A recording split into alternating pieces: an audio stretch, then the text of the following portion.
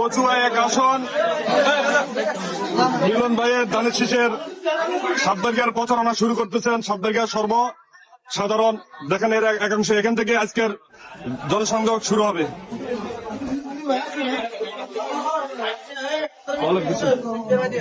আজকে আমরা আমাদের কচুয়ার যে নির্বাচনের যে প্রচারণা 12 তারিখ নির্বাচন অনুষ্ঠিত হতে যাচ্ছে, সেই জাতীয় নির্বাচনে আমাদের মিলন ভাই এখানে দানের শীষের প্রতীক নিয়ে নির্বাচন করতেছেন।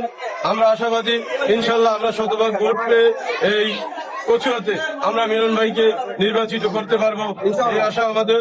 ইনশাল্লাহ আমরা আমাদের কার্যক্রমে আমরা এগিয়ে আসি।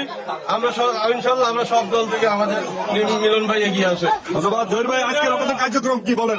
আজকে আমাদের কার্যক্রম হলো আমরা গণসংযোগ করি, মানুষের কাছে যাই, মহিলাদের কাছে যাই, মানুষের দ্বারা যাই, মিলন ভাইয়ের জন্য, দানের শেষের জন্য ভোট চাবো। এবং 12 তারিখ আমরা সতর্ক ভাবে আমরা কেন্দ্রে যাই দানের শেষে ভোট দিব, মিলন ভাইয়ের পক্ষে কাজ করবো। জসিম ভাই, আমাদের আজকে গণসংযোগের কাজে আমরা রওনা দিব সবাই মিলে।